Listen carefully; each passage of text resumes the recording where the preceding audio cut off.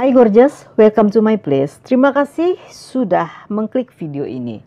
Sebelum kita masuk ke video, aku mau kalian tahu bahwa video ini hanya untuk hiburan dan berbagi informasi.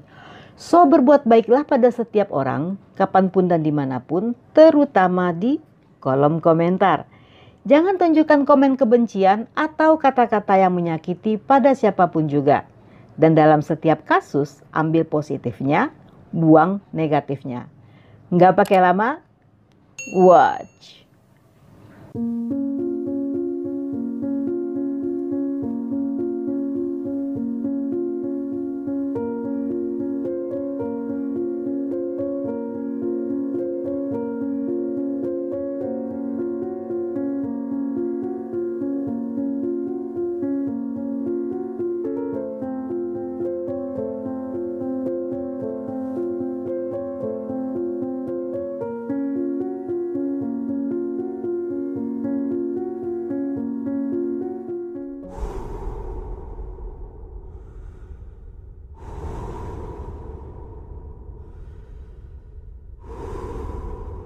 Birna Bjarnadottir dilahirkan pada tanggal 28 November 1996 di Islandia. Menurut keluarga dan teman-temannya, dia seorang gadis yang spontan dan suka menjahili teman-temannya. Dia sangat cerdas, cantik, dan mandiri. Dia juga penyuka hewan serta memiliki hobi bermain piano. Gadis ini memiliki semua potensi yang bagus dalam dirinya. Dia merupakan paket lengkap, cantik luar dan dalam. Birna suka bertemu orang-orang baru dari seluruh dunia. Saat berusia 20 tahun, Birna bekerja sebagai asisten penjualan di superstore di daerah Reykjavik. Sebagai pegawai, dia sangat bertanggung jawab yang selalu datang tepat waktu. Di tanggal 13 Januari 2017, Birna hangout di sebuah klub bersama teman-temannya di pusat kota Reykjavik. Dia meninggalkan klub sendirian pada jam 5 keesokan paginya. Birna terlihat dalam CCTV setelah berhenti membeli sesuatu untuk dimakan dan kemudian pergi ke jalan utama, kemudian menghilang dari rekaman CCTV. Islandia adalah salah satu negara teraman di dunia. Sangat umum bagi wanita berjalan sendirian di tengah malam karena tidak ada satupun yang akan mengganggu mereka. Tingkat kejahatan di negara ini hanya satu kasus pembunuhan setiap tahunnya. Dan ada rasa kebersamaan yang kuat bagi orang-orang di sana yang telah diajarkan sejak masa kanak-kanak untuk saling menjaga satu sama lainnya. Selain itu, ada begitu banyak kamera CCTV sehingga polisi pun biasanya tidak membawa senjata saat keluar ketika mendapatkan panggilan. Masalah dimulai ketika pada hari Sabtu paginya Birna tidak datang bekerja, yang hal ini tidak pernah terjadi sebelumnya.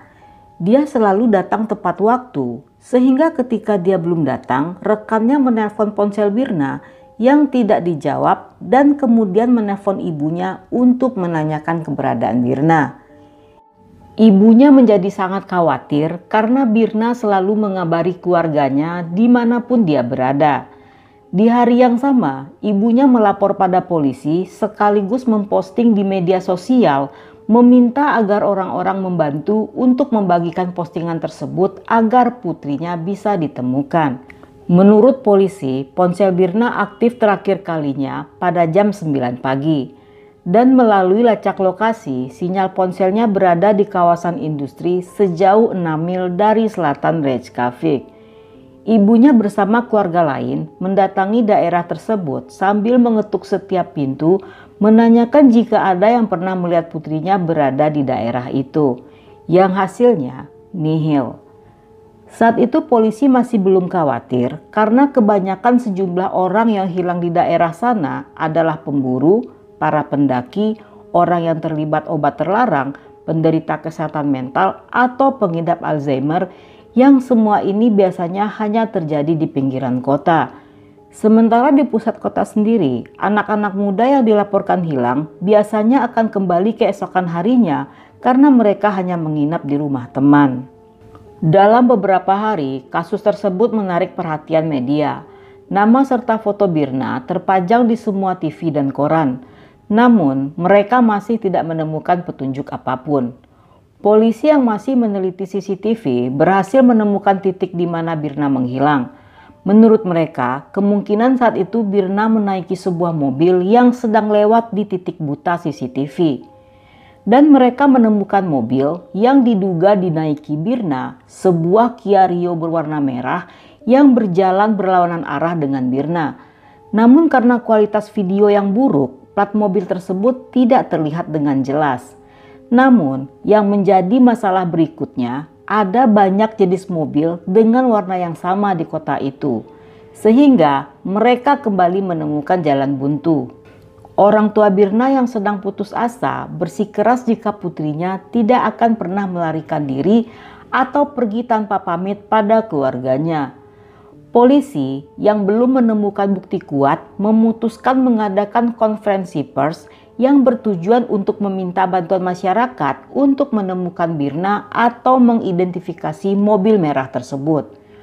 Menurut sebuah berita koran, polisi memperlakukan ibu Birna sebagai ibu yang histeris.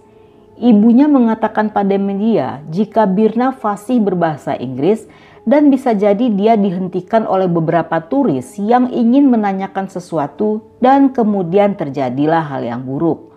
Menurutnya, Birna baru putus dengan pacarnya yang berasal dari Utah, Amerika karena tidak sanggup menjalani hubungan LDR. Namun selain hal tersebut, yang menyulitkan pencarian bukanlah tingkat kejahatan, melainkan kondisi alam Islandia yang sangat ekstrim. Dengan tumpukan salju tinggi yang turun di malam itu, serta suhu minus 9 derajat Celcius, sangat sulit menemukan jejak Birna. Sejak saat itu, tim khusus orang hilang bersama ratusan sukarelawan mencarinya di lokasi terakhir tempat sinyal ponselnya berada. Daerah itu berada di pelabuhan dengan area berpagar. Area tersebut adalah lokasi yang sulit terletak antara darat dan laut. Namun 2 orang relawan muda menemukan 11 sepatu boot milik Birna. Para penyelam mencari Birna di laut yang dingin dan separuh membeku. Drone berterbangan di mana-mana serta para detektif memeriksa seluruh CCTV di area dermaga. Saat itulah tiba-tiba mereka melihat sebuah mobil merah yang sama terlihat dalam CCTV memasuki area dermaga pada jam 6 pagi di hari Birna menghilang. Namun kali ini mereka beruntung karena CCTV di dermaga tersebut memiliki kualitas yang baik sehingga mereka bisa melihat dengan jelas nomor plat mobil tersebut. Saat ditelusuri, mobil tersebut adalah mobil sewaan yang pada hari kejadian disewa seorang pria bernama Thomas Olsen berusia 25 tahun. Thomas seorang kru kapal pukat dari Greenland bernama The Polar Nanook. Thomas telah mengembalikan mobil tersebut pada hari Sabtu sesudah jam 12 siang. Ketika polisi mencari mobil tersebut, saat itu mobil tersebut sedang disewa oleh sepasang suami istri. Polisi menemukan jejak darah Birna dan suami istri itu pun mengeluhkan tentang bau bahan kimia yang menyengat di dalam mobil.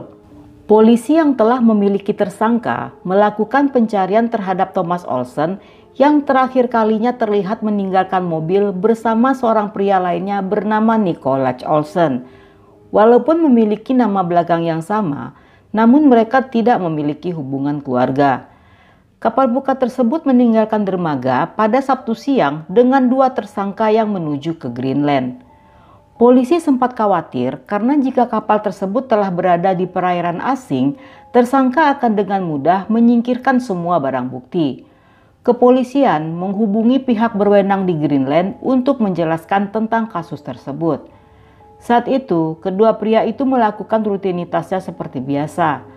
Namun, tiba-tiba Thomas menjadi ketakutan setelah menerima pesan di Facebook yang berasal dari reporter di Islandia yang mengajukan pertanyaan tentang hilangnya Birna dan bagaimana mobil sewaan itu ikut terlibat di dalamnya.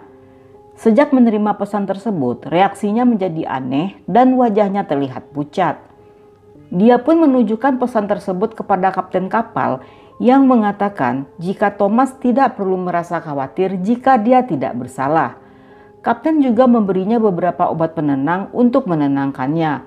Kapten sendiri merasa khawatir dan curiga bahwa anak buahnya terlibat dalam hal itu. Dengan alasan ini, sang kapten berunding dengan kru senior dan mereka memutuskan kembali berlayar ke Islandia. Mereka memberitahu pada Thomas dan Nikolaj bahwa kapal mengalami kerusakan pada mesin sehingga harus kembali ke pelabuhan untuk diperbaiki. Sang kapten juga memutus jaringan wifi di kapal agar tersangka tidak membaca berita tentang kasus tersebut. Saat kapal menyeberang ke perairan Islandia, pasukan khusus anti-teroris The Viking Squad dengan menggunakan helikopter serta menghadapi gelombang setinggi 8 meter akibat cuaca buruk, berhasil naik ke kapal dan menangkap keduanya. Mereka ditahan selama 12 jam di dalam kabin sebelum kembali ke Islandia. Ketika kapal merapat di dermaga, keduanya dibawa untuk mencari Birna bersama dengan 800 orang relawan.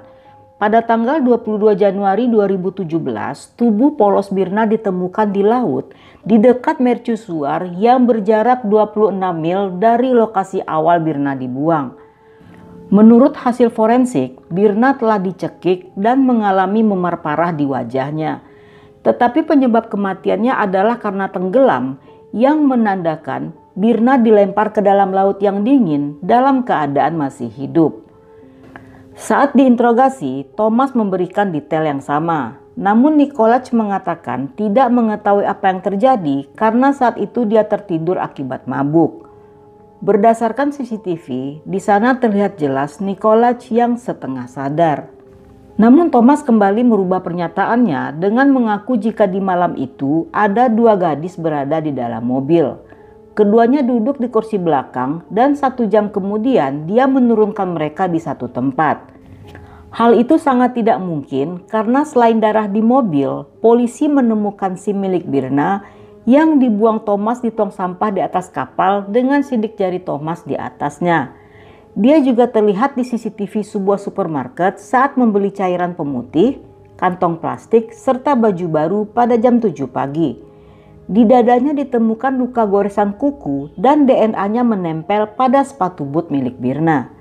Setelah 2 minggu pemeriksaan, polisi membebaskan Nikolaj yang terbukti tidak terlibat. Mereka juga menemukan 23 kg marijuana di dalam kabin milik Thomas yang bernilai lebih dari $1 juta. Di tanggal 30 Maret 2017, Thomas dituntut atas pembunuhan dan kepemilikan obat terlarang. Namun, dia hanya mengakui kepemilikan obat terlarang, sementara dalam kasus Birna dia mengaku tidak bersalah. Saat itu, dia kembali merubah ceritanya dengan mengatakan jika Nikolaj ikut terlibat dan menuduh Nikolaj yang telah melenyapkan Birna. Namun, tidak satupun orang yang mempercayainya. Dia berakhir dengan vonis hukuman penjara selama 19 tahun. Tidak menerima hukuman tersebut, Thomas pun mengajukan banding yang untungnya ditolak oleh pengadilan. Dan cukup sampai di sini cerita kita kali ini. Semoga kalian suka dengan ceritanya. Jangan lupa ajak teman-teman kalian yang suka dengan konten seperti ini untuk gabung di sini. Buat kalian yang masih betah nonton sampai akhir, thank you, love you, have a nice day, and then see ya.